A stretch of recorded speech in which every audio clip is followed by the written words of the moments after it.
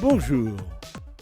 Xavier Bertrand participera bien à la primaire fermée de la droite et se soumettra au vote des adhérents au Congrès des Républicains LR prévu pour le 4 décembre. Le président de la région Hauts-de-France, ancien membre de LR, a fait part de sa décision lundi sur TF1. Xavier Bertrand l'avait assuré. Quoi qu'il arrive, il sera candidat à la présidentielle.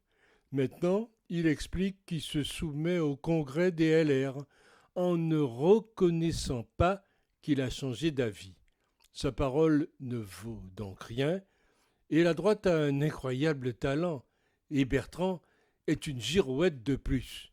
Pile 10 jours, il disait le contraire. Il vient de s'apercevoir qu'il n'a pas l'argent, le pognon, pour sa campagne en solitaire. On ne voit pas comment M. Bertrand peut être choisi comme représentant LR à la présidentielle. Xavier Bertrand vient-il de jeter l'éponge ? Après avoir maintes fois déclaré haut et fort qu'il ne participerait jamais à une primaire, voilà qu'il rejoint celle du parti LR qu'il a quitté. Zéro crédibilité, zéro fiabilité, zéro loyauté. Il n'est plus LR. Il a quitté ce parti en disant qu'il n'avait plus rien de commun avec lui. Les LR ont-ils oublié ? Car la droite est soulagée du retour du traître.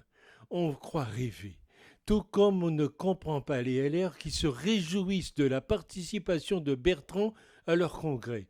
C'est un peu comme s'ils étaient impuissants à trouver un programme et un leader, et que leur salut doit forcément venir de quelqu'un qui les a trahis et insultés, quelqu'un de très médiocre au demeurant.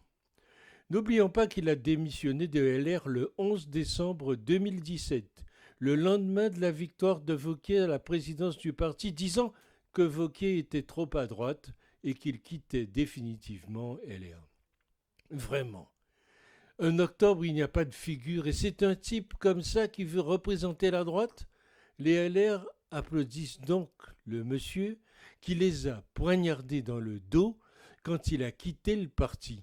Xavier Bertrand pensait être une tornade comme Zemmour en snobant un congrès ou une primaire LR. C'est raté. De toute façon, on s'enfonce là dans le foireux. Bertrand vient sans doute de signer sa mort politique sans peut-être s'en rendre compte. En se soumettant au Congrès, il aura sans aucun doute toutes les chances de perdre déjà non seulement la partie, car il ne sera pas désigné candidat du LR par les militants, et je crois que ces derniers seraient plutôt aptes à voter Barnier, qui lui est toujours resté fidèle à son parti, et non pas comme ceux qui ont joué les girouettes comme Bertrand. Ce serait quand même anormal que quelqu'un qui ne fait plus partie d'un parti ait le bénéfice des fonds de ce parti pour sa campagne.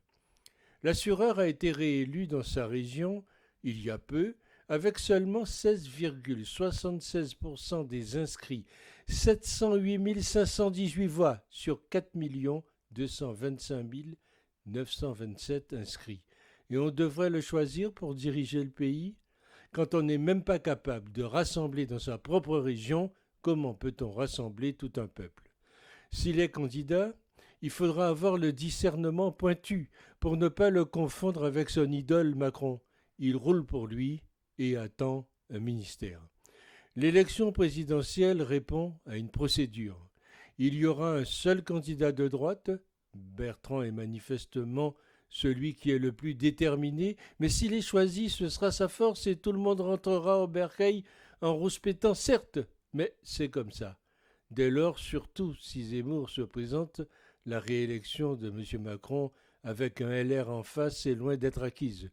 Philippe a raison, se faire réélire est très compliqué, surtout maintenant, Macron ne sort plus de nulle part et c'est intéressant à suivre. On est surpris que le président Jacob ait pris cette décision d'accepter Xavier Bertrand. Il nous avait habitués à plus de rigueur. Quelle anguille est cachée sous la roche ?